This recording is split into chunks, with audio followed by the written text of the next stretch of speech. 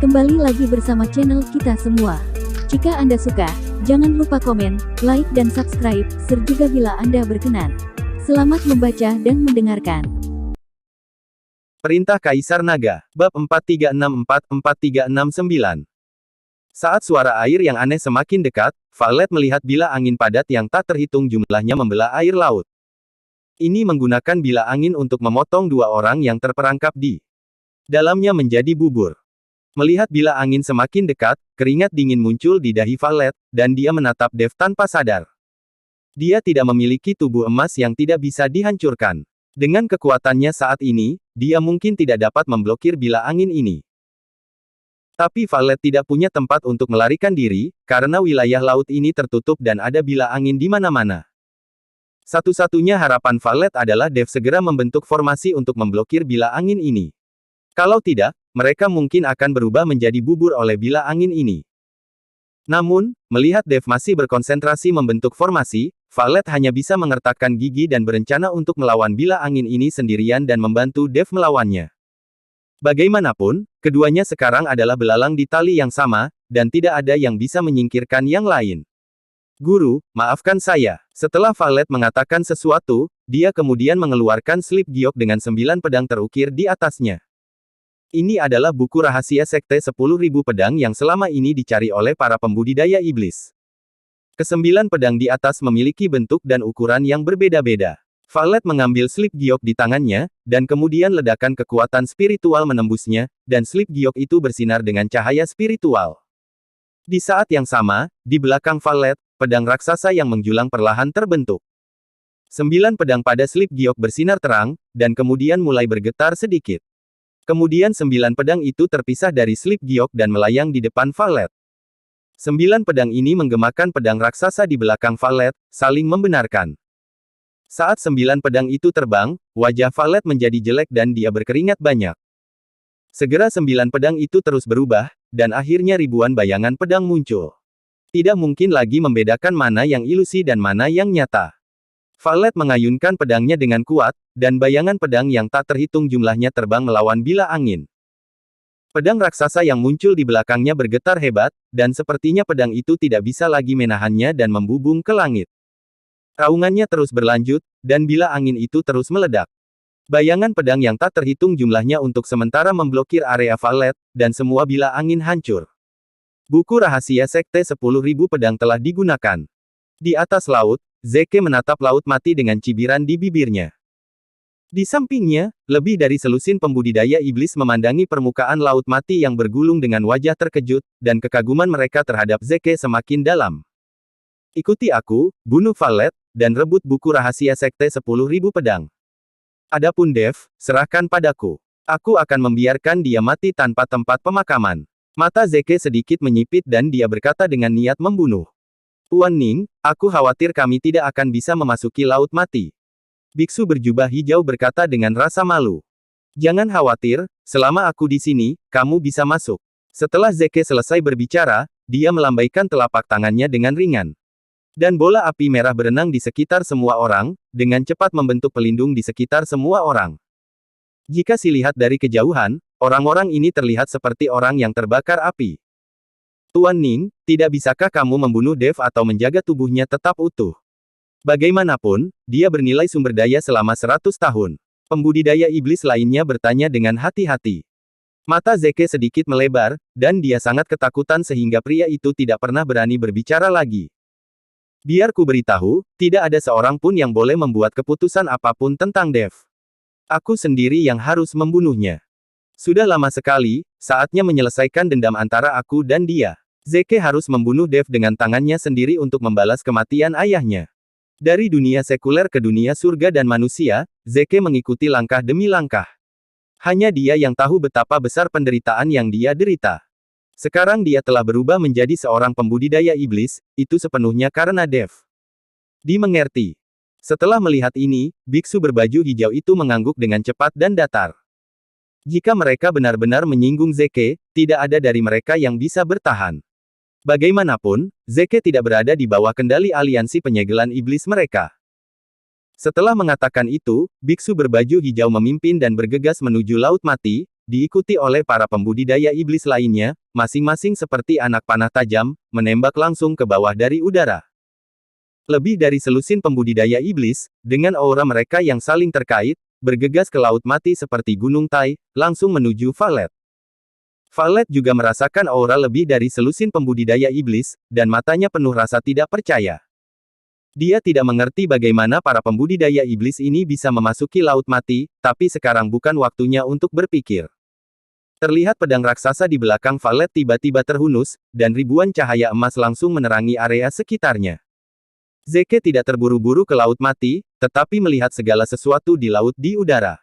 Dan dia terus memadatkan energi iblis hitam, dan kemudian menembus ke dalam kolom. Lebih dari selusin pembudidaya iblis, dipimpin oleh biksu berbaju hijau, melancarkan serangan terhadap Valet. Namun, di bawah penghalang bayangan pedang lengkap dan pedang raksasa, sulit bagi mereka untuk mendekat untuk sementara waktu. Teknik rahasia dari Sekte 10.000 Pedang ini sangat kuat. Lebih dari selusin dari kita bahkan tidak bisa mendekat. Biksu berbaju hijau sedikit mengernyit dan terus menghindari serangan bayangan pedang itu. Saudaraku, rahasia Sekte Wanjian semuanya juga membutuhkan dukungan spiritual. Aku ingin melihat berapa lama wanita Valet itu dapat mempertahankannya. Seorang pembudidaya iblis menghancurkan bayangan pedang dengan satu telapak tangan, lalu berkata dengan bangga. Benar, itu tidak akan bisa diaktifkan oleh seorang wanita terlalu lama. Biksu berbaju hijau itu mengangguk. Lebih dari selusin pembudidaya iblis terus mengejar Valet, dan Valet berkeringat deras. Dia mengaktifkan buku rahasia Sleep Giok di tangannya, dan bayangan pedang dihancurkan satu demi satu, dan kemudian muncul dengan cepat. Wajah Valet sudah sangat pucat. Tiba-tiba, Valet mengeluarkan seteguk darah, dan darah itu menyembur langsung ke buku rahasia Sleep Giok. Dengan kilatan cahaya merah, 9 pedang panjang berwarna merah darah terbang keluar dari Sleep Giok lagi. Zing! Pedang berwarna merah darah ini, semuanya menuju ke arah para pembudidaya iblis itu. Namun, terlihat jelas bahwa tubuh Valet bergetar dan telah mencapai batasnya. Cepat, cepatlah, aku tidak tahan lagi. Valet melirik Dev yang sedang berkonsentrasi mengukir pola formasi dan berkata. Dev juga mengetahui bahayanya saat ini, tetapi kali ini dia harus menyelesaikan formasi ilahi sebelum mereka dapat melarikan diri. Jika tidak, Zeke ditambah selusin pembudidaya iblis ini akan cukup bagi mereka untuk minum sepoci. Sekarang Dev tahu bahwa ini bukan waktunya untuk melawan Zeke sampai mati. Zeke memiliki terlalu banyak trik. Dev masih belum mengetahui kekuatan Zeke yang sebenarnya, jadi dia tidak berani bertarung langsung. Jika dia benar-benar menderita kerugian, dengan karakter Zeke, 100% tidak mungkin baginya memberi dirinya kesempatan untuk melarikan diri. Valet ini sebenarnya menggunakan esensi dan darahnya sendiri sebagai konsumsinya. Dia berencana bunuh diri. Biksu berbaju hijau terkejut ketika dia menghadapi pedang berwarna merah darah yang tiba-tiba muncul. Tetapi bahkan jika 9 pedang berwarna merah darah muncul lagi, itu tidak dapat menghentikan selusin pembudidaya iblis untuk mendekat. Setiap kali pedang berwarna merah darah dihancurkan, tubuh Valet akan gemetar, dan kemudian dia akan menyemburkan seteguk darah. Valet memuntahkan lebih banyak darah, dan auranya sangat lemah. Buku rahasia Sleep Giok di tangannya tidak lagi berkedip-kedip, dan tidak ada bayangan pedang yang muncul. Darah mewarnai pakaian Valet menjadi merah, dan Valet telah menjadi wanita berdarah saat ini. Dia tidak tahan lagi dan perlahan jatuh ke tanah, wajahnya seputih kertas. Meski begitu, dia masih membakar esensi darahnya, berjuang untuk melawan para pembudidaya iblis itu. Tidak peduli apa, itu adalah kematian, Valet tidak lagi peduli dengan hidupnya sendiri. Jika Dev punya kesempatan untuk melarikan diri, dia berharap Dev bisa mengambil buku rahasia Sekte 10.000 Pedang. Lagi pula dia akan mati cepat atau lambat. Saudaraku, apakah Valet ini menjadi gila? Dia bersiap untuk bunuh diri. Seorang pembudidaya iblis memandang Valet begitu dekat dan berkata dengan kaget. Dia tahu bahwa dia akan mati cepat atau lambat. Dengan cara ini dia bisa terhindar dari kehancuran oleh kita semua. Perhatikan saja buku rahasia di tangannya. Siapapun yang mengambilnya, mereka harus memberikannya kepadaku. Setelah biksu berjubah hijau selesai berbicara, dia berjalan lurus menuju Valet sambil mengayunkan pisau panjang di lengannya. Valet hanya menyaksikan tanpa daya, dan dia tidak lagi memiliki kekuatan untuk melawan. Dia hanya bisa melihat pembudidaya iblis itu semakin dekat dengannya. Pada saat ini, Dev telah selesai mengukir pola formasi ilahi terakhir. Dengan selesainya pola formasi ilahi terakhir, formasi sihir besar diaktifkan secara instan. Berdengung. Diiringi dengan suara mendengung, ribuan cahaya keemasan menyala, dan formasi besar yang dibentuk oleh pilar langsung menjadi aura liar, mengaum ke segala arah. Para pembudidaya iblis yang bergegas ini tersapu satu demi satu, seperti perahu kecil, tersapu dan disingkirkan. Kekuatan besar mengalir keluar dari Laut Mati. Pilar-pilar di sekitarnya juga berubah menjadi kabut hitam dan menghilang di bawah ribuan cahaya keemasan. Untuk sesaat, ombak Laut Mati bergolak, dan kolom air melonjak setinggi 10.000 kaki. Lebih dari selusin pembudidaya iblis terlempar ke langit oleh kekuatan ini, dan bahkan tidak ada seorang pun yang terlihat. Formasi macam apa ini? Bagaimana bisa begitu kuat? Zeke berada di udara. Setelah melihat pemandangan ini, ekspresinya tiba-tiba berubah. Dia tidak pernah menyangka bahwa Dev akan benar-benar membentuk formasi sekuat itu di dasar laut dalam waktu sesingkat itu. Dapat dilihat betapa kuatnya diri Dev. Mata Zeke sedikit mengembun, dan wajahnya bahkan lebih dingin. Semua energi hitam di Laut Mati diserap ke telapak tangannya oleh Zeke, dan kemudian energi hitam terkondensasi menjadi tombak. Kemudian Zeke melemparkan tombaknya ke Laut Mati dengan kekuatan yang besar, seperti guntur, tombak itu jatuh tepat ke posisi di mana Dev dan Valet berada. Zeke ingin melihat apakah formasi Dev yang lebih kuat, atau tombaknya. Mendesing. Tombak itu secepat kilat dan mencapai dasar laut dalam sekejap. Dan saat ini, Dev telah menjemput Valet. Valet sedang sekarat dan berlumuran darah. Dia menatap Dev dan berkata dengan suara lemah, "Jangan khawatirkan aku. Kamu dapat menemukan cara untuk melarikan diri dan dapatkan buku rahasia Sekte 10.000 Pedang kami. Bawalah, jangan biarkan para pembudidaya iblis itu mengambilnya. Aku tidak bisa pergi lagi, tolong turunkan aku." Valet tahu bahwa jika Dev membawanya, mustahil untuk melarikan diri. "Jangan khawatir, aku pasti bisa membantumu melarikan diri." Dev memandang Valet dengan mata tegas. Pada saat ini, Dev sedikit mengernyit, lalu mendongak dan melihat tombak, langsung menembus air laut, langsung menuju ke arahnya dengan nyala api. Kecepatannya sangat cepat sehingga ketika Dev mengangkat kepalanya, tombaknya sudah ada di depannya. Ujung tombak yang tajam sepertinya mampu menembus segalanya. Air laut di sekitarnya terhimpit oleh tombak yang mendekat dengan cepat, membentuk saluran vakum. Pergi cepat, cepat pergi." Melihat ini, Valet segera mendesak Dev untuk melarikan diri dan meninggalkannya sendirian. Tapi Dev menahan Valet, dan dia tidak bergerak. Dia tahu bahwa ini adalah serangan kuat Zeke, dan dia ingin melihat apakah pola formasi ilahi dapat menahan serangan Zeke. Melihat Dev menolak untuk pergi, Valet tiba-tiba mengeluarkan kekuatan terakhirnya, melepaskan diri dari pelukan Dev, dan mendorong Dev ke samping dengan seluruh kekuatannya. Pada saat yang sama, awan kabut darah keluar dari tubuhnya, dan dia ingin memblokir pukulan ini untuk Dev. Boom! Tombak itu meledak hanya 10 kaki dari tubuh Valet. Aura menakutkan menyebar, dan air laut mengalir membentuk pusaran air besar. Baru kemudian Valet ingat bahwa Dev telah membuat formasi sihir, dan tombak yang baru saja dia tembakkan diblokir oleh formasi sihir. Valet tersenyum, lalu perlahan menutup matanya. Aura di tubuhnya dengan cepat menghilang, dan tubuhnya jatuh dengan lemah ke tanah. Meskipun tombak itu tidak melukainya, ledakan terakhirnya menghabiskan sisa kekuatan spiritualnya. Dev tanpa sadar melangkah maju dan memeluk Valet. Dia tidak menyangka Valet akan membuat pilihan seperti itu pada saat kritis. Semuanya tahu bahwa dia dan Valet bukanlah saudara atau teman, dan keduanya tidak bisa dikatakan memiliki persahabatan apapun. Tapi Valet secara tidak sadar memilih mengorbankan dirinya untuk menyelamatkan Dev. Memegang tubuh Valet dan melihat topeng yang jatuh, wajah Valet yang terbakar tidak lagi jelek di mata Dev. "Jangan khawatir, meskipun aku harus pergi ke dunia bawah, aku akan menyelamatkanmu." Mata Dev penuh amarah, dan dia tiba-tiba mengangkat kepalanya.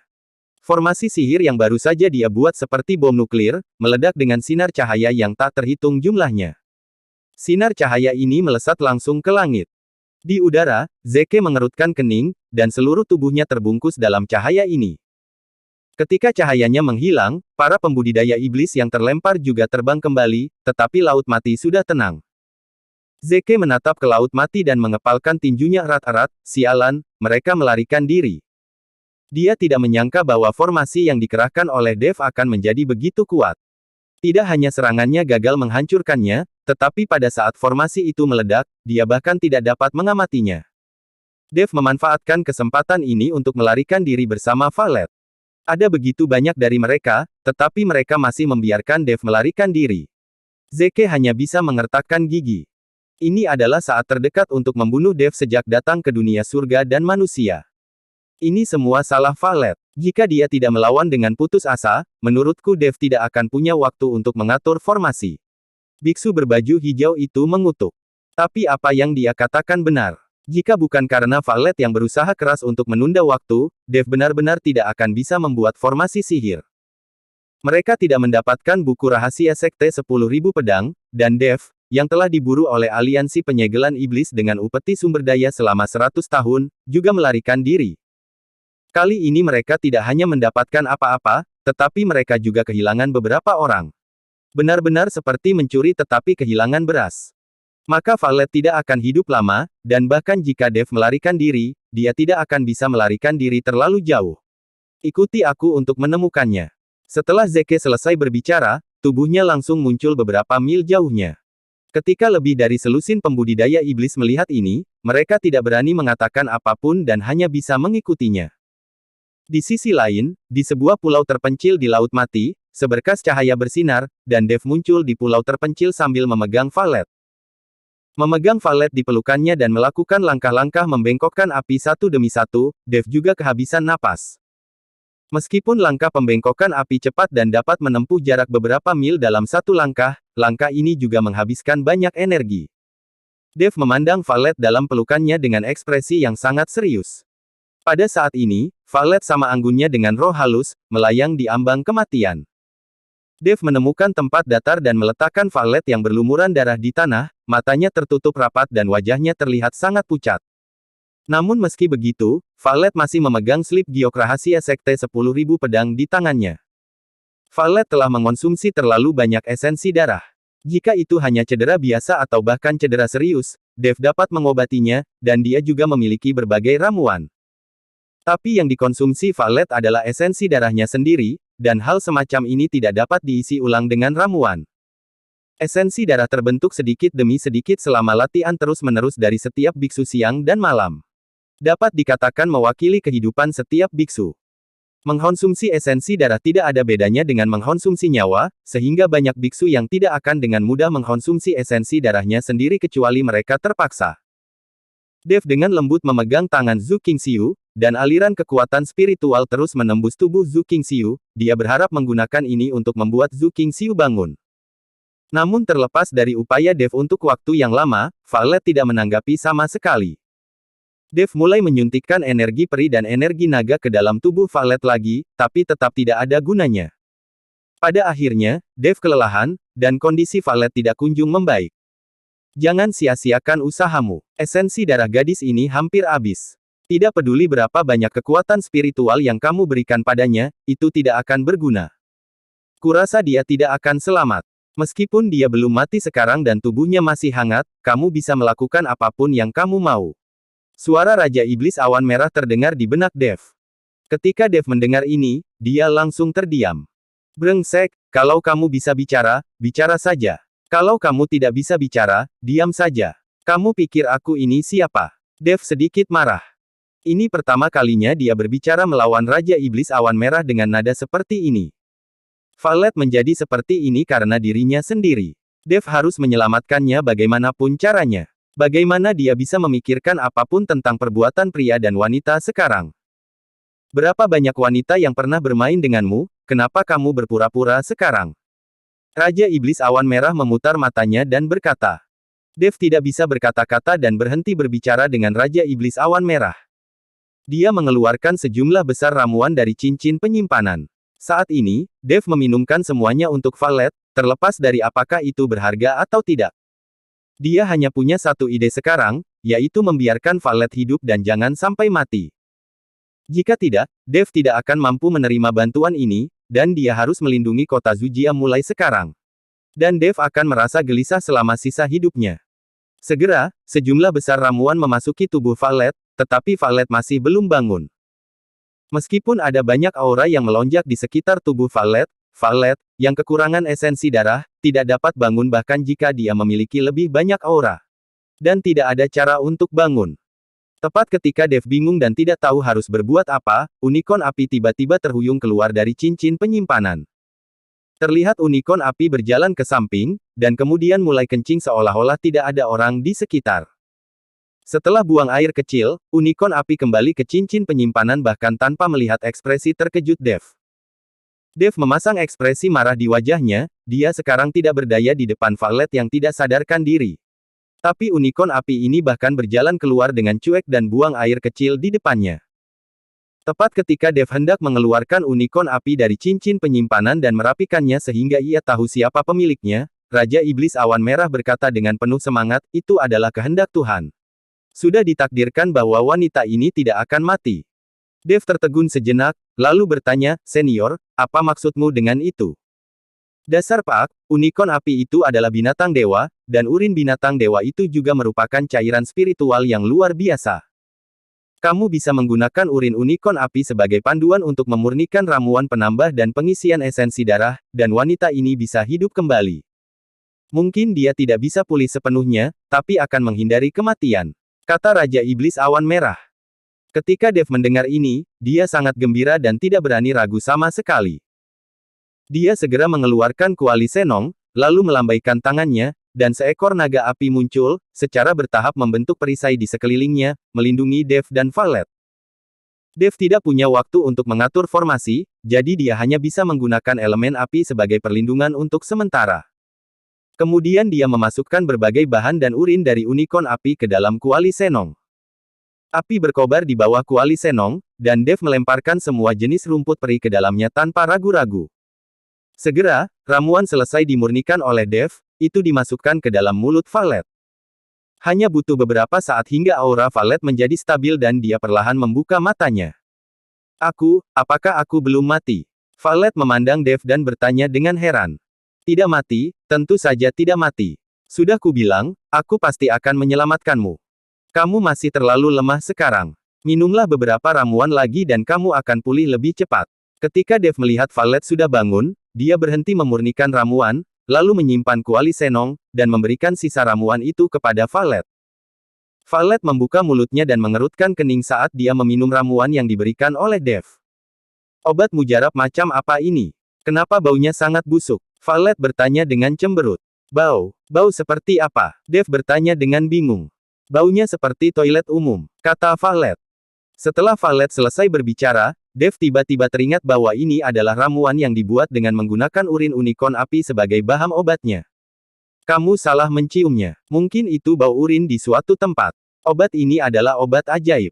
Esensi darahmu hampir habis, tapi obat ini menyelamatkanmu. Dev buru-buru menutupinya dan berkata.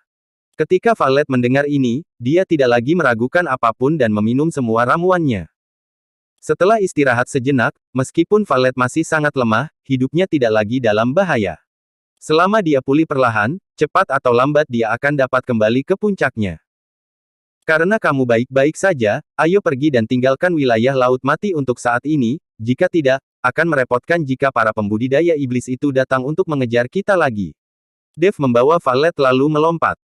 Violet berada dalam pelukan Dev, merasakan suhu dada Dev, dan jantungnya berdebar kencang.